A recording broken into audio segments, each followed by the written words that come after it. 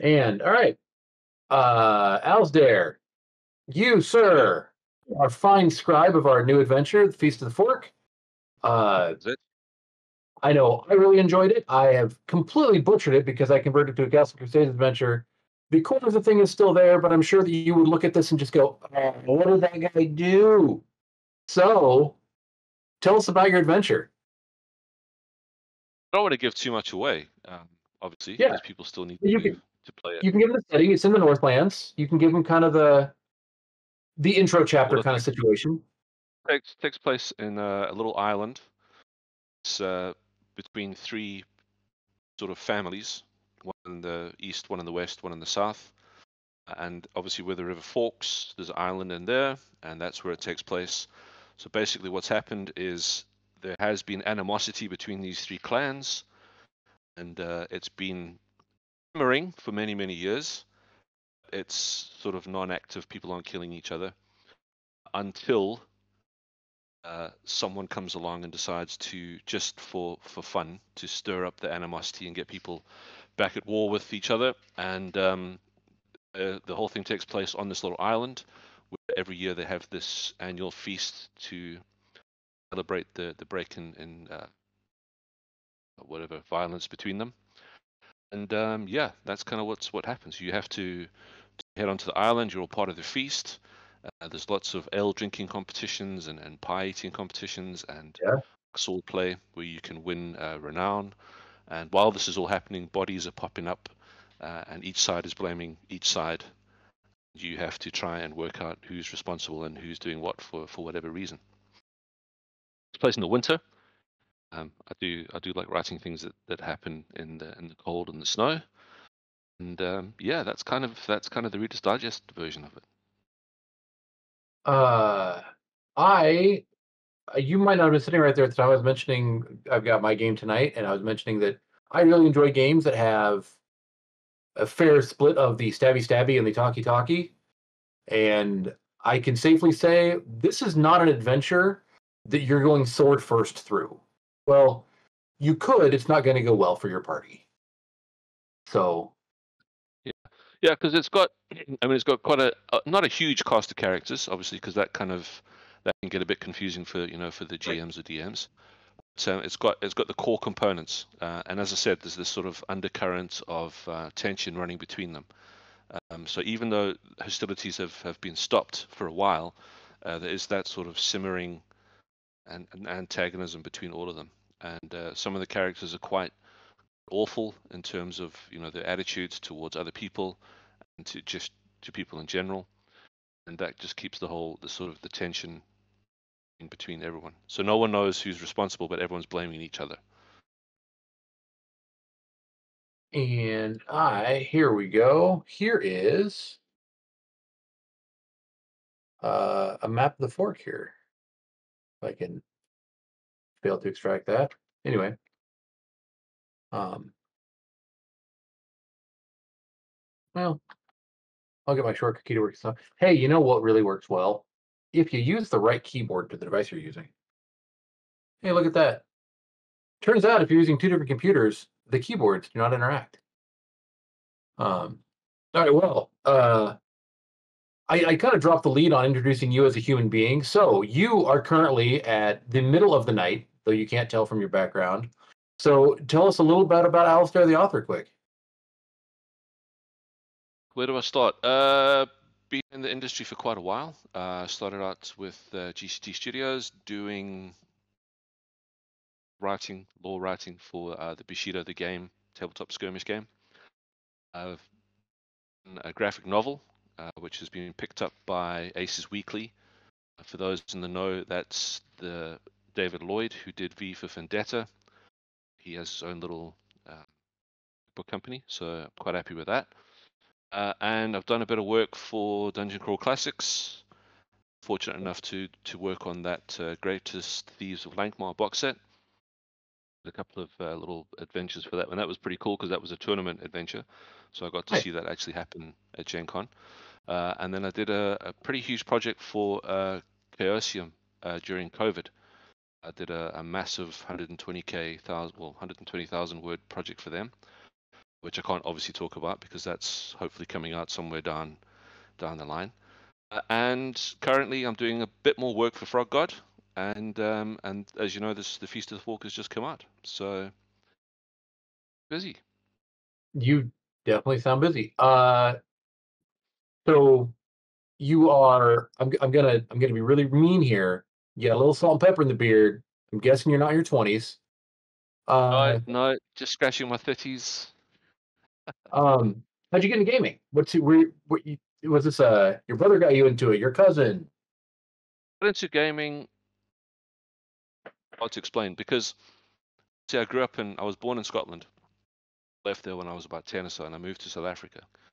Obviously, as you know, apartheid was Yeah, taking place, so a lot of outside, obviously because of the embargoes and things like that, a lot of the stuff wasn't coming in to South Africa. So I think it was my first exposure was in up a wizard, a warlock of Firetop Mountain. My first exposure to sort of fantasy and that sort of game sense. And I played through that thing, and that just blew me away. The only thing I had by comparison to that was those Endless Quest books that came out. I can't remember yeah, what they were called. Endless Quests, the yeah. D&D, but there was no dice involved. So I read those, and I read Mountains of Madness and Return to Brookmere, or whatever, and that just blew me away. The concept of that you could take a book like a story, and you could jump around, and you could be the character. And I read the fighting fantasy one. It got even better because now you get to roll dice, and that sort of piqued my interest as well. So my cousin lived about 500 kilometers. I'm not sure what that is in miles, but he lived quite a distance away. He had the City of Thieves. And Yeah. when we saw each other for our annual holidays, we swapped out the two books. And you'd always see in the back of comics, there would always be these adverts for Dungeons and Dragons. And we're like, what the hell is this? How does this work? How does this whole thing, translate? And we kind of did an off-brand using the rules of fighting fantasy. We developed Oh, our own little storytelling game. So that's what we did for that holiday. And then, fortunately, by the next holiday, he had managed to track down a copy of the Red Box. yep. We started playing that. And I lived literally in the middle of absolute nowhere, and that town was pretty off the beaten track. So we had one little sort of news agency, like a store that would sell newspapers and books, Yeah. or music vinyls, obviously back in those days, and CDs, and wouldn't get the stuff in because of religious reasons, and so Uh, we could never find it at all. And so eventually I managed to secure a copy in Johannesburg on my holidays, and we managed to bring it back. And then, I hate to say it, but it was photostated death. It was, because we were all like 12, 13. We didn't know anything about it. We couldn't get our hands on it, so it was copied and disseminated into our little playing group. And that's, we couldn't find dice. You couldn't find dice at all because the box set that we had no dice. So uh, one of my good friends at the time was playing mathematics, still managed to work out how to plot and plan, all the different dice, and out of like very thin cardboard, and then cut them, number them, stick it all together with sellotape. So we had all the dice, but they were all handmade from bits of paper. So when you rolled it, you had to be super careful. So only the DM would roll the dice, and that's that's how we kind of got into it. So eventually, it sort of trickled into the country a little bit more, and obviously then the sort of Beck Me line became the AD&D line. And that was cool because then everyone was getting rid of all their Beck Me stuff, which I was just, I'll take all that. yeah. And yeah, and that was it. And that's how that's how we started gaming here. So it's now in 2024, it's huge. It's absolutely massive. We have little conventions near as much as you guys have in the States, or not even as close in size. But the demographic has changed. There's a lot more people playing it. Um, so there's quite a few brick and mortar stores as well, especially where I stay in Cape Town. There's about 3 or 4 of them, which is pretty good. In Johannesburg, obviously, that's one of the biggest centers. You got more. Yeah. So majority of the kids down here are playing Magic, Pokemon, and Warhammer. Yeah. So there's quite a thriving scene. Yeah, it's definitely taking off. That's yeah. It's funny how you are a half a world away And I also lived in the middle of nowhere, so that sounds very familiar. Our nearest game shop was Yeah. about an hour and a half. So We didn't. I mean, like I said, we didn't even have game stores. It yeah, was through yeah, the centralized thing. So when you used to walk in, there'd be like one book. yeah. So you'd find it, and if you didn't have the money, you'd hide it. You'd like put it in like the knitting section, or you put it in like, whatever section. You'd hide it until you had the pocket money enough to go and get it. And then eventually, and every night, obviously, when they're going through the racks and they're cleaning it up, they put it back in, and then you'd be there first thing in the morning to move it out the way until you could afford to buy it. And because there was just, like I said, there was nothing, and there was just hordes of people wanting to play and learn how to play. But it did have a lot of stigma attached to it. Yeah. It also had that satanic panic that you guys had in the States that was massively on the cards here. We used to have wandering sisters going from school to school. They would have like pictures of D&D, and they would explain that when you're casting a spell, it was a real spell. Your mortal soul was going to be damned to hell if you played this game. Had excerpts from the AD&D bestiary with the harpies. That was all planned because there was some stuff which people found off-putting back in the day, and then they had that there's, I think, one of the spells or a description of the spells in the DM's book has a pentagram, the triangle, sigils around it, and then there's something else. It's just like a little block, and that was put up as proof that this was going to damn you to hell. And so, yeah, so there was a lot of backlash. So when you did play, you had to keep it quiet. Otherwise a lot of parents wouldn't have understood. I never thought about it until just now. But as we're discussing this, because again, we are of a similar vintage, sir. And I guess a really solid defense at the time would have been, you do know if I can cast magic spells, I'd probably be in charge of the government by now. Yeah, exactly. Or yeah, just a million other things. You know what I mean? Yeah, I'd be running yeah. Wall Street. It was an interesting time. It was obviously Yeah, looped in and sort of it went hand in hand with metal, Iron Maiden and those other bands. So these guys would come along and they'd have these slideshows. They would show you like this album cover, or this D&D cover. yeah, For us sitting at the back of the hall, it would be like menu, like, oh, I've got to get that, right? Write down what that is. Oh, I've got to get this, write down what that is. Because a lot of these things you'd never heard of because the exposure just wasn't here. So yeah, for sure. but yeah, it was hard. But like I said, once you, even in like a small town, once you started playing, you bump into people that Yeah. somehow got hold of a copy of the rules, and they would play as well. And so the groups just got a little bit bigger and a little bit bigger. Yeah. And when you're young and you got all the energy and you can game for days. That's what we did. We start on a Friday and get straight through to like a Sunday evening. And then I go to miss school on that. Monday. Wouldn't that be great to do? Some legendary encounters. But yeah, like I said, it was hard to find. I think intuitively, like I said, with learning how to play from the finding fantasy books, got an idea for it, and then obviously you learn what the DM does and his role in the storytelling. And just the dice didn't even really play a major role because we didn't know the rules for it. So you just say, okay, like if Yeah. you roll a 1, then this happens. If you roll a 6, you're successful or whatever. We didn't know gradations and bell curves and just all about having fun. Which I would say is better, but um, okay. First off, everybody, friends in the audience, feel free to drop questions, comments, complaints, concerns, requests, etc. in one of the text channels, and there are a dozen of them, and I will try to find your question or your comment. So you've hit on fighting fantasy, Beckme, Redbox. Yeah. We've talked about modern gaming. We've talked about miniatures. You mentioned you've written for Chaosium. You've written for DCC.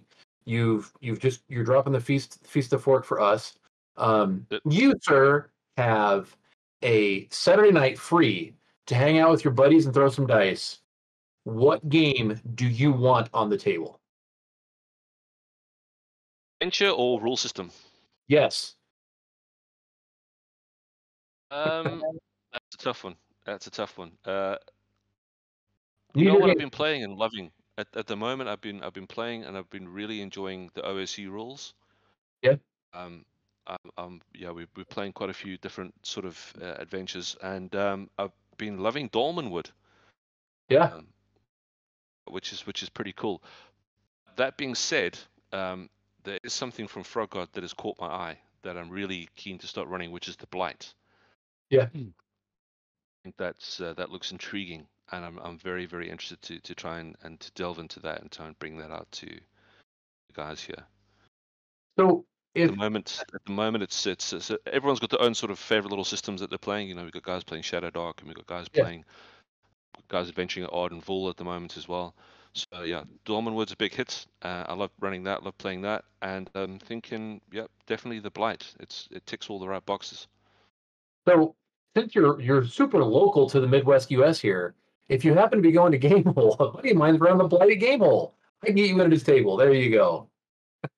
Fantastic. Maybe next year. Because yeah, he actually same thing. He's saw that and went, oh, that's the thing I want to do. So yeah, so if anybody happens to be going to Game Hole, it's sold out. I think his game is sold out, but that's fine. I'll bribe him, and you can have a seat at his table. It'll be fine. Uh, yeah, I actually have not. I hear really good things about OSE. I haven't dug in on it. It's one of those things where, like we were talking about before the show, I've bought the books and I'm really looking forward to it. It's just not a thing I have made the time to read yet. It's the old Warren Zevon bit of we buy books telling ourselves we're buying the time to read the books. I know I've got a whole shelf of that, sets galore and all sorts of stuff. But yeah, it's a great system. It's just like the format of it, the way that the page is spread. Yeah. Everything's nice and concise. The text is nice and strong. For these elder eyes of mine. And yeah, it's pretty good. I like it. It's succinct to the point, and the games are like that as well. I find like some of them can be a little bit terse, which is Yeah. not a problem if you got enough years under your belt. Enough miles. You can quickly pass it out and get to doing what you need to do. I think maybe to some of the younger guys it might be a bit of a problem because there's not really a lot of meat on those bones. It's Yeah. very sweet and to the point. So I Um, kind of when I'm writing, I try and do a little bit of both. You don't want to bore people with your novel. You want to just get your point across and put a couple of descriptors in so people aren't maybe as au fait with GMing or DMing. They can latch onto that and they can use those words in the descriptions.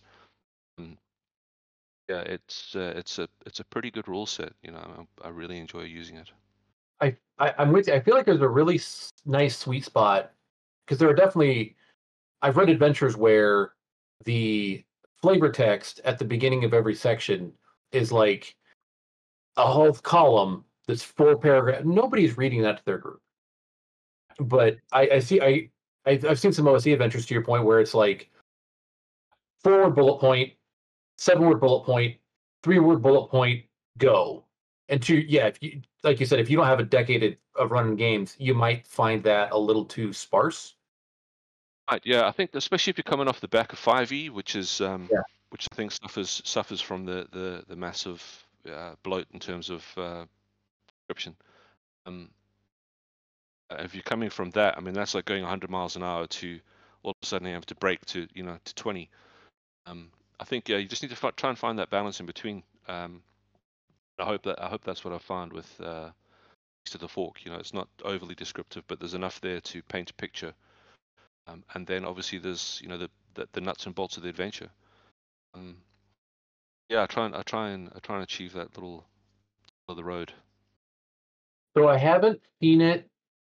I have not seen post layout version yet. I've seen the entire text.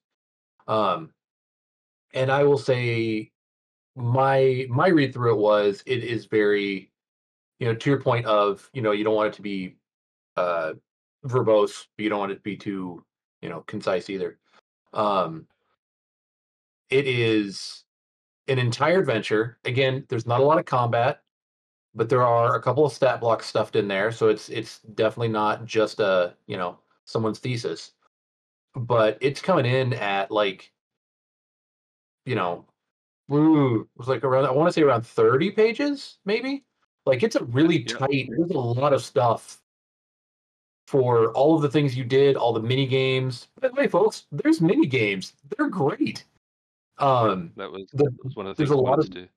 yeah, it's a lot of fun in towny things you can do that have kind of the GM can have fun with you and playing with how you're interacting with all the locals because again, it's a festival. It's the Feast of the Fork. Uh, and no, I agree with you. I don't think it's not. again, I haven't read it in a month probably. Yeah, I don't recall it being um it didn't run on like I currently am, but it definitely does it hits all the notes and it does all the things, and then it kind of just gets out of its own way. I hope so. I hope so. That was intention. And also because when I DM or I'm running a game, I'm not like the best at doing the voices, so I try and not focus on that too much because that can be for a lot of GMs that can be a weakness. They feel compelled, to be these super gregarious characters, which they're not.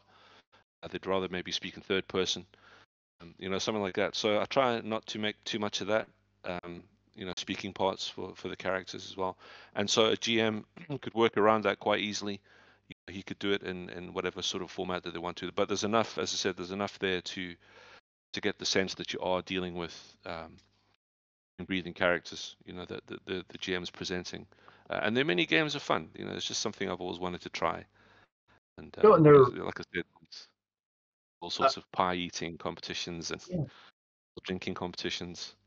Quite um fun. I remember I got to that because again I took your fantastic adventure and then I broke it and converted it to something else. But I remember I got to that and went, oh, that's interesting. How do I do this in this rule set that doesn't have skills and stuff? Like that's I so tapped that was into I did it. I presented it in one way because obviously this module is going to be skinned for different systems. So I came up with just a simple D6 yep. uh, sort of stat block. Just because everyone's going to have a Constitution bonus or not, regardless of what system they're playing it in, or the equivalent thereof. So I just worked along those lines and just made a really simple D6. So there's enough fun to be had, and you have to escalate the dice. And as you escalate the dice, the sort of failure point gets higher. So towards your last rolls, it's quite it's quite risky. And obviously, the guys win money. The characters Yeah. can win cash It's and have a hoot. it's funny because that does definitely call back to your previous discussion about you getting into gaming, and we don't really know the rules, so we're going to make it up, and we're just going to say this die roll does a thing. To me, that's very much what those kind of D6 things were. Where it was the the thief's going to try to do this, so we're going to roll a D6 and see what happens. That's kind of it. Definitely calls on that. No, for sure it does. But yeah, like I said, it's just a lot of fun. I mean, I'm not no means am I painting the Sistine Chapel. It's just 14, 15,000 words. It's not probably not going to be spoken of in 100 years from now. We still talk about Tomb of Horrors. Just hope that it fills a niche. Hope that it's just people pick it up, play it, and have fun. It's purely just designed as a bit of murder mystery, bit of intrigue. There's some nice combats. There's some cool loot to be had. And yeah, like I said, they get to stuff their faces with pies and drink ale, and hopefully not do them at the same time because the results could be quite calamitous. But yeah, it's good. Really, it's a lot of fun. Uh, so you mentioned it's going to get moved into a couple different systems. We are, to your point, we are releasing it in fifth edition. We are releasing it in Casting Crusades. Any Casting Crusades complaints go directly to Laramie. Any Casting Crusades compliments go directly to Alasdair. And then we are releasing a OSR version, which is, in my opinion, very, very plug and play for the OSC people, your Swords of Wizardry people, like anybody that wants to run those kind of things. For the most part, it plugs into that pretty well. So I would again, the adventure is an absolute hoot, and the more that I'm having this conversation with you, I'm realizing exactly how much it really does kind of have that one foot in the old style of just, you know, dropping the die and kind of seeing where it goes situation. It's got as I was reading it without knowing that, it has a really fun I like little isolated bits, whether they be in the mountains, whether they be in the jungle, like those make for good spot. You can drop it in anywhere. Um, if you don't, you mentioned you really like the frost and snow bit. If a person doesn't, for all intents and purposes, you could pull a lot of this out and you could put it in the middle of a Anywhere you want forbidden it to. jungle somewhere. You could put it on the top of a mountain somewhere. It's a pretty adaptable adventure as long as the core is you have this feud, you have the things. So It really, yeah, it's like I mean, you could put it on the moon if you wanted to. You can stick it anywhere you want to. It's just as I said, it's all about it's like Dallas. You got like these warring families. And they're always trying to outdo one another. Some of them are doing it for clout or prestige. Ones are doing it for for financial gain, a reputation. And there's a lot of jealousy between these different factions. And there's one core faction who are trying to keep everyone appeased. So I think that's just the tale as old as time. You could put that in any system. You could put it in modern, ancient. Yeah, it's good. But like I said, when I wrote it for 5e, which was my first excursion into writing for 5e. I've never actually written oh, anything for that before. It um, was tough I don't know. because I don't know if you care, tough. but you couldn't tell. Okay, well that's good to know. Good to know. I, It was I like I wouldn't said, have it was guessed hard that. because I'm so used to because magic just can, if you're not careful, magic can just upset everything in the first seconds of the game. So I really had to be very clever and try and not be disingenuous to the magicians or the wizards in the party. You don't want to obviously nerf their powers. Just the level that it's set for in terms of the characters level, they're not going to have access to those powers unless they've got like a magical item. So that was kind of a saving grace that they weren't of a high enough level that could just read someone's mind or work something out. So I had to try and find ways around that, and it took a lot of back and forth, between like this might work, this might not work. Oh, but what Yeah, about this spell? Because 5e players, you come out the blocks and you're pretty well armed in regards to spells and spell slots and compared to other systems. So yeah, that was a challenge. It was a challenge, and also because hit points are incrementally bigger, larger than they used to be for most systems. That's another thing you've got to take into account as well. So yeah, to combat that, your creatures get nastier. You can't just have a goblin. If you're playing, which I'm playing at the moment, a D&D campaign, first level character, that could be a problem. 20's a 20 and an 8's an 8, man. And if you've only got 6 hit points, you're going down. So just trying to take all that into account. So almost in the sense that, as I said, the creatures got nastier, but not in terms of number, but just in terms of what sort of creatures you're going to be facing. It's nice because you got all the fan favorites. They're all in there, and so it's a bit of a homage to some of the earlier stuff. The earlier modules. There's nothing newfangled. well, It's got all the I've got a classics in really there. great question in here from George. So you wrote it. I'm guessing you've run through it a couple times. In your opinion, is this a good 4-hour adventure to run at a convention? Can be definitely. I think though, and from experience, running murder mysteries, if you don't shunt people along, and I'm not saying railroad, not at all, because it's very unrailroady. I'm dropping Yeah, clues. What they do you with gotta them is poke up 'em. to them. You gotta poke 'em. But when it comes to convention play, that can be tricky because some people can sit there and pontificate about, oh, but what does this mean? What does the scratch on the door mean? When it actually means nothing. It's just a descriptor. It's not Yeah, necessarily a clue. So don't know if it would work convention. It might be a bit tight. You might have to cut out certain parts.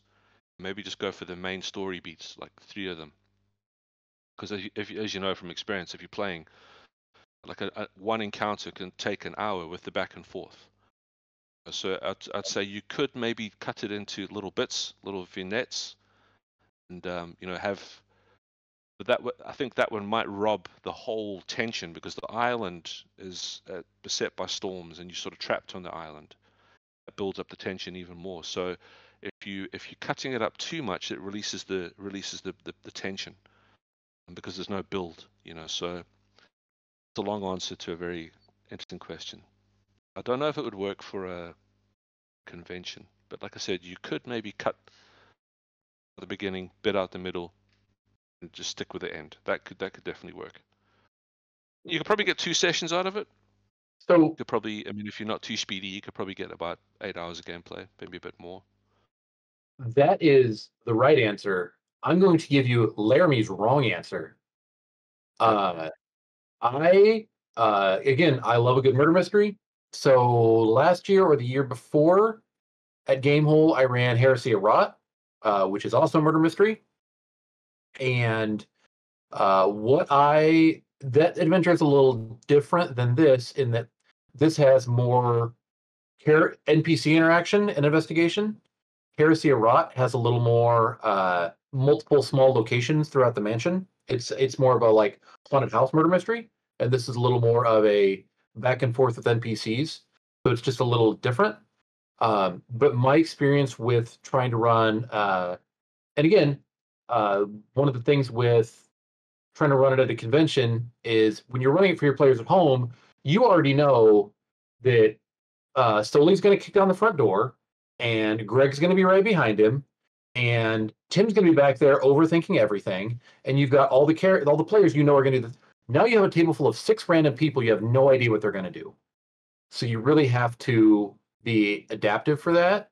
And my cheat for that at a convention is I shortchange a lot of the combat things where you let the fighters have their moment in the sun, but you just make sure that combat keeps moving quickly. So that way you can keep to your point about the suspense and the tension, you don't let things turn into all right, we got 50 goblins to kill. Let's go. Like, just, all right, well, you rolled, you lobbed off 3 other heads, and 2 of them fainted, and 4 of them ran away. You've already gotten rid of, 20% of their fleet. Um, so I would, while you have the right answer because you wrote it, I'm going to go with, I think you could do it as long as you're okay with um, just making sure you prod people to Alasdair's point. If someone's sitting there pontificating on the scratch in the door, go, all right, well, hey, while you're looking at the door, these guys are going to go and go on into the room, and you kind of just gently nudge the party forward and acknowledge the fact that that guy's probably red herring. So, Yeah. But it's not super Scooby Doo. There's not, no, it's everywhere. It's a lot of it is, players will, man, the average guy who's been playing, the average person that's been playing D&D will know what's the in character or out of character. They'll know what feels right to them, doesn't feel, something that feels off kilter. A lot of that's could be revealed in a convention sense between characters, NPCs talking as well. It couldn't have been because I was there and I saw this person or whatever. Like I said, you could, I mean, in all essence, maybe thinking about it, you could those beats and have any sort of shortcomings that you feel clues aren't getting across could be given to them by a guard in passing, or someone they meet in the kitchen or something like that. You could definitely move it along. So yeah, I think also as well, as you said, it's not particularly massively combat heavy. A yeah, lot of those could be the conical ones could be kept in, and yeah, it could just be a good time. But I know from experience that whatever you write, I think we're all guilty of this, is that when you get an adventure in, um, inherently you say to yourself, okay, well, I like that, or my group likes this. They're not yeah. going to like that, so you're going to cut it up anyway.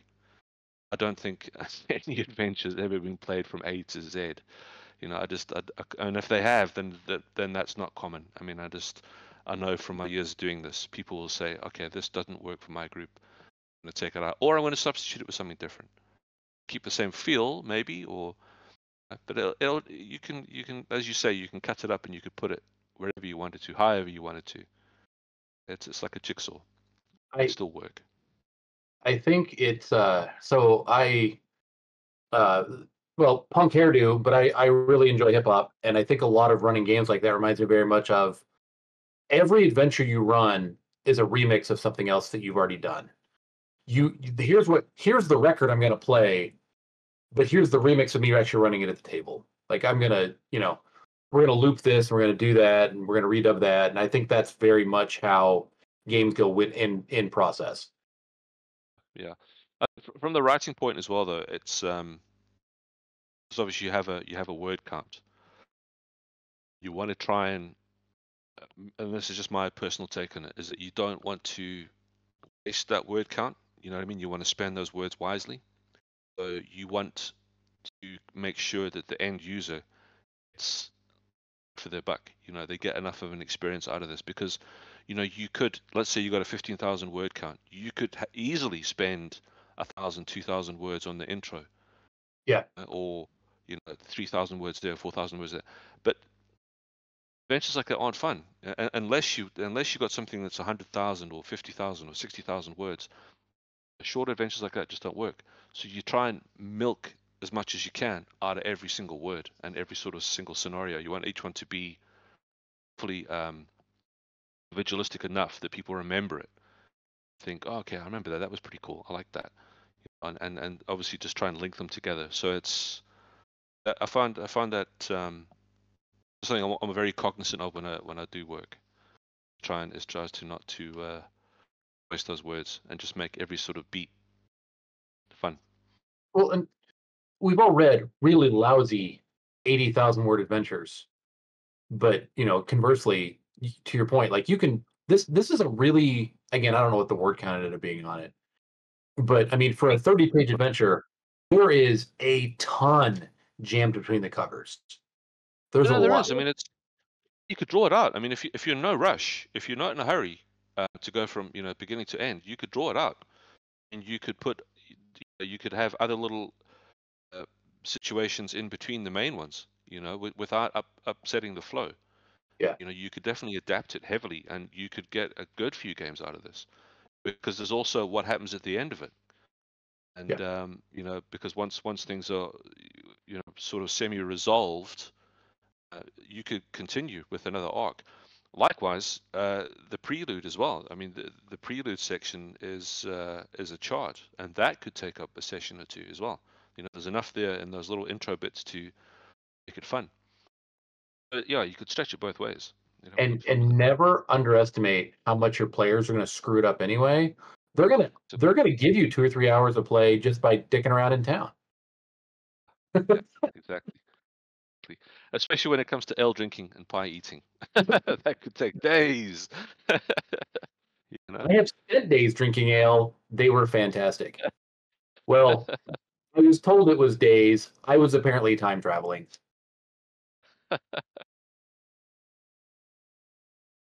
Uh, all right. Uh, you're welcome, Michael. There you go, buddy. Um, so yeah, and again, I'm trying to recall. Um, I remember definitely had the mini games. I don't. I feel like there's a thing that I don't know. It's kind of a mixed bag. I feel like a lot of writers feel obligated to like add 6 new monsters, and sometimes that comes off great because it's very thematic. Sometimes it comes off as you're padding your stats a little bit. Um, I don't remember that being really much of here. I think this was a lot of NPCs and a lot of pre-existing things, and it was again just trying to keep it as tight as possible inside Simple. I those mean, parameters. it's sort of an entry level adventure. So yeah, I wanted to just make it sort of original. Not original in the sense that I'm creating everything from whole cloth. It's just Yeah, original in the sense that it's got that original feel to it, regardless of what system you're playing. So if you're playing V, which is self to newer creations and newer creatures that are slightly over the top, um, it's got a bit of that in it, but it hits all the traditionals. Um, it's a lot of fun. It's a lot of fun. uh, yeah. Well, while I'm cruising the sidebar for questions and comments, I'm also going to really quick throw a quick plug-in for. So this Indiegogo is out and rolling, and I think Jen dropped the link up there earlier in the comments. Um, this is half of our uh, writing staff for this one. So Alasdair wrote The Feast of the Fork. This Indiegogo also includes the 12 Days of Orcus, which I will, without getting into it, because we might have the good fortune of having that author join us in the future.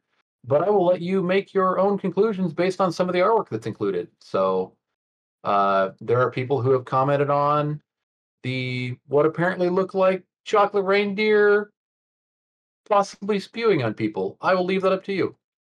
That looks awesome. I really want to see that. Well, By this is reindeer. Promise. uh, again, I am letting everyone else kind of make their own conclusions on me telling you what it is, because much like I've read your adventure, I have read that one as well. So that's definitely a thing. Yeah, dude.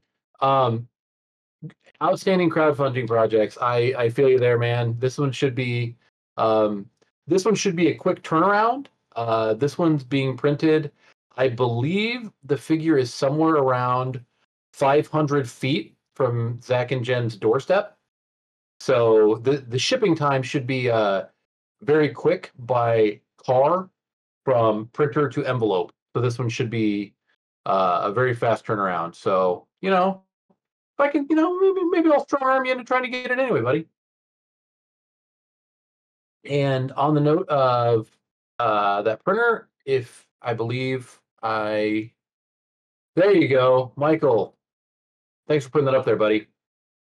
Alistair, if you can see in the chat thing on the sidebar, there's a little like speech bubble thing in the top right. Michael dropped the artwork for for the picture I was Yeah. discussing. Oh wow. Okay. Got it. That is a thing that happened, buddy. Um, so that is our current Indiegogo. We've also got our upcoming Kickstarter for Words Escaping Me. It's Lifetime Adventures. So upcoming multiple adventures available. This is going to be much in the vein of the previously aforementioned Choose Your Own Adventure. This is going to be a Choose Your Own Adventure crowdfunder.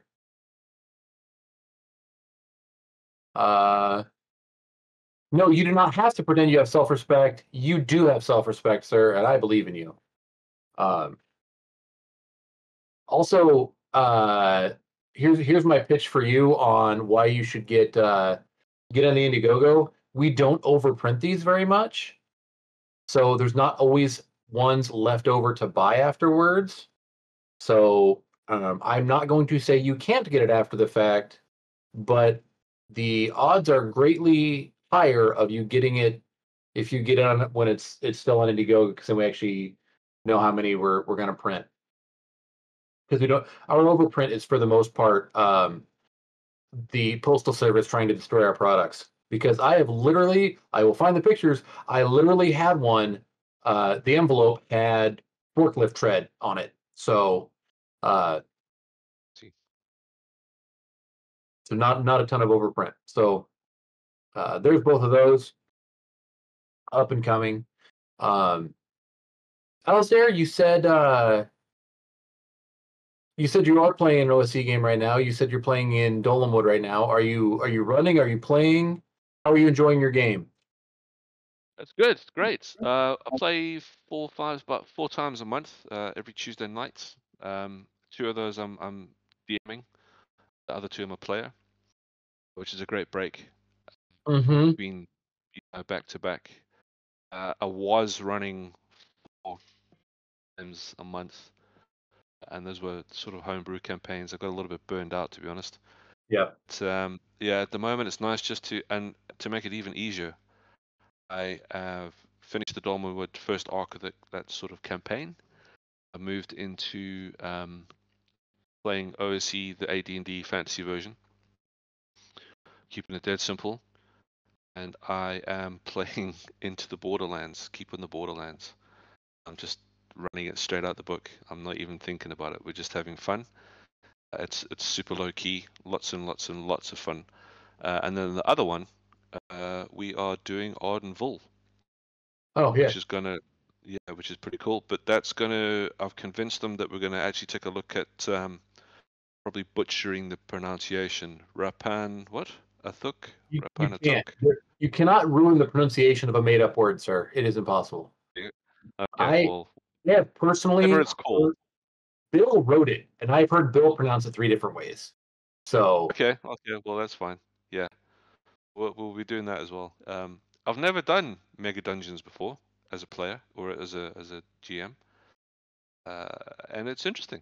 It takes a special kind of free to keep it interesting, so you don't yeah. drown in a sea of 10 feet corridors and this door looks like that. So, You really have to you got to try and liven that up a bit. here's my Yeah. pitch. Here's my pitch for Appanathic on that. And then George, I'm hitting your question, brother. So, we have we I'm not gonna crap on any other authors. There was a mega dungeon I was running for a while. To your point, a lot of empty rooms, a lot of hallways, don't do anything, blah blah blah. I've never run all of Rappanathic, but I've run chunks of it at conventions. And the thing that's really fun to me about Rappanathic is uh, every floor, for the most part, is thematically different. There are different things going on in different places, and it is extremely non-linear in that the third floor might have a chimney that goes down to the fifth floor, but Okay. but you can come back to the fourth floor from the fifth, and it's very it bifurcates in a lot of manners, which has led to a lot of fun adventures. With one year at a convention I ran, the first year after COVID, I helped the local mini convention. The first year after COVID, we had no idea what we're gonna have for people showing up. So I was like, okay, instead of me slotting in a bunch of games, give me one table. I will run Rapid Athic the entire weekend from soup to nuts. And whoever shows up, shows up. I will run up to 8 or 10 people. If nobody's there, that's fine. They can go and play other games, but that will do the thing. And I ran Rapid Athic the entire time. And it was fun because guys would leave, go play something they'd signed up for, come back, sit down at the table, and they'd be like, wait, no, hang on. No, were we here like yesterday? Didn't we see this thing yesterday? Because this is the thing with the thing, right? And it can, because it's thematically kind of a loop-de-loop at points. So yeah, I would agree with you. It's a very interesting dungeon. Because I was talking to Edwin about it, and he was saying that works. His advice was because I was asking him how to run it, and he said cut bits out of it. Yeah, If you don't want to run the whole thing, just yeah. cut like a couple of pages out of it, and then just run that as a separate little thing. If you wanted to, so you can still get the enjoyment of it instead of having to run the whole thing from, as you say, from soup to nuts, from beginning to end. Yeah, I thought I, that was good advice. So I would also that's a good thing. say if you're gonna run it in person, and this is not just me trying to scoop another sale, but if you're gonna run it in person, I would recommend spring for the map pack, because when you're trying to run it in person and you're looking at the room description here, but you're kind of doing one of these and kind of flipping back and forth, what I would do is I bought the map pack and I would just paperclip it to the inside of the jam screen, and that worked really well. So, by the way, this is not Rappanathic. These are Batman cartoons. So, um, Cool. okay, George, um, how is this adventure for maps, handouts, and artwork? Uh, it's got 3 or 4 maps, I think. Alasdair, what do you got? I haven't seen the final product, so I can't tell you how much has changed from what I submitted to the editors, what the editor's done. I'm not sure if they've added more to it. I don't think they might have. I think they might have just kept it as it was. I'm really not sure. I think there was about 2 or 3 maps.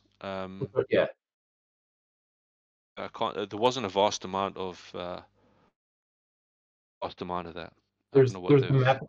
the map at the end, the map of the island, and then A little there's map or an yep, area that takes yep, place in the north of it. Yeah, right, yep, I and think that's, yeah. So you're looking at about 3, 4 maps tops. yep. I think, and they're not huge maps either. It's just to get No, a of idea of who lives where, so yeah. you can build on that. But it Um, started life. It started life. The pitch originally, it was you guys have the wonderful tradition of doing Christmas adventure, yeah, which, as you've alluded to, the 12 Days of Orcus, this adventure is being released with. It started life as one of those. Let me tell you, man, from experience, it is hard to pitch a Christmas story. It ain't easy. Yeah, Not easy because you don't want it to be me. You don't want it to be too, how to put it, candy striped. yeah, You also don't want to lose that. yeah, 'Cause that's what makes it what it makes. It's got to be fun. So it's not, yeah, it sounds, oh, you just do this and you do that. No, it was really hard. So I pitched that idea along with several others, which I didn't know had actually already been done by you guys. So Edwin reached out and he said to me, we liked that one, East of the Fork. It was supposed to be a Christmas adventure, but he said more of a Thanksgiving feel. So let's see how that works out. And so that's what it became. Christmas out of it. Wrote the initial pitch, and then that was it. To the races. uh, yeah. I'm trying to. I don't know what the art. Trying to finish your question, George. I don't know what all's in it for art either. Um, I mean, I think we. Oh man, yeah. I forgot about the two Phantom. I should address that. Thanks for the reminder, dude. Um, it doesn't have handouts. There's nothing that needs handed out. And again, there's 3 or 4 maps. But as far as artwork, I have not seen the final layout. I'm going to presume that much like a lot of the adventures, if it's something that is an scene evocative situation, that there's going to be like uh oh, this is the point where our guest gets mad at me for forgetting the details of the adventure. Um, there is the formerly living gentleman in a chair that I'm presuming will probably be a bit of Yes. art. Yeah. Yeah. I love that Um, cover, man. I must admit, I was so happy to see that cover because beginning of the adventure when I wrote it and I'd finished it up, I thought, okay, I'd like to just give the cover artist, if they didn't mind, just a brief. So that was the brief that I put in. oh, And to see that paragraph become that was just exemplary. It was really, I was very, very happy with that, man. I was very happy with that. Great yeah, job. you must have done a really good paragraph because there's a lot. That cover does a really good job of hitting what's going on in this adventure. There are a lot of things in that cover that cover a lot of the. Yeah, it hits it. It hits it well. But I Uh, do like, I like collaborating with sort of creative people because I mean, I have one way of looking at it and someone else will have another way, and then when those two ways combine, it just makes it special. And like if you look at the skeleton, he's got that sort of war kilt on, yep. which was something that I hadn't put in, and I just thought that was amazing. And also the earring in the pig, I thought that was just absolutely fantastic. It just adds a bit more depth to it, you know. And then Well, the pig especially is a the way very that, important character. yeah, for sure, it is all about the pig. It's a fantastic cover. I just think it's so evocative, and it really hits all those beats that I wanted to. It's just I dig it. Uh, George, I lied to you as I'm trying to figure this out. I don't know if they're going to be handouts or not. Um, a something Laramie's been campaigning for forever. This adventure has the maps twice. It's got the GM map and player maps. So I don't know if necessarily know if the player maps are going to be explicitly handouts, but that's been a common request we have from people is wanting player safe maps that aren't keyed. So the maps will be somewhat redundant in that regard, but there you go. That's another thing. Yeah. So I'm glad you think it's a bonus. Um, I mean, everything's got two sides. Every coin's got two sides. There are people. I've heard people complain that when you do player maps, you're paying for an extra page count of something you've already got. But I'm a big fan of the player map. I think they're great. Personally, that's me. So Agree with you. I think that's essential. It makes you as a referee, it makes your life so much easier. yeah, You just put over the top of the screen and say, right, there you go. What do you want to do? yeah. I don't, and it's not. I mean, just in terms of layout and production, it doesn't add like much to the end user's price. No, you map it, and then you take that map, and then you throw a grid on it, and you now have two maps. I mean, it's a little more than that because you got to do the keys and stuff, but it's not bad. No, I think it's always like that. It just gets in player involvement as well, because then they can sit over the table and they can, oh, let's do this, or let's go here, or let's try this, or Do on the map. So, all right. What else? Last call for questions from the audience. Phantom and George, thank you guys for throwing questions at us. Appreciate that. Michael and Jen, thank you guys. Well, Jen's gone, but Michael and Jen, thank you for helping out with saving me the time of trying to operate keystrokes while trying to talk to Alasdair. Alasdair, once again, sir, I cannot thank you enough for problem at all, man. being up in the absolute stark raving lunatic middle of the night. That's fantastic. 3 a.m. Yeah, middle of the night. If you do make it to, if we happen to cross paths at a convention, I'll buy you a drink, I'll buy you a snack, I'll buy you dinner. I cannot thank you enough. I'm It's hoping. very, very generous with your time. Again, I'm not the world's biggest tactical minis guy, but Schaumburg's not that far off my doorstep. So, Yeah. um, I'm probably, as I said though, unfortunately that convention's moved north up oh, to yeah, you just say going to Milwaukee. Milwaukee. Yeah. Yeah, that's a bit more It, drive. yeah. I've never been up there. I've only ever done California. I've only ever done Indy and Chicago and Schaumburg. So Well, all I can say is that when I leave Chicago, I have a deep fondness for that pizza. You have no idea. Is I try and describe it to people, and they look at you like you're ramblingly mad, but it's truly a thing of beauty. so I know here's it gets a bad rap between the guys on the East Coast because they call their pizza pizza and they call yours pie. I've had both, and I must be honest, man, just Chicago pizza is just amazing. the clutch, in my opinion, the clutch move to pizza in Chicago is um you order it ahead of time because I love Chicago pizza, but a proper Chicago pizza takes like the better part of an hour for them to make.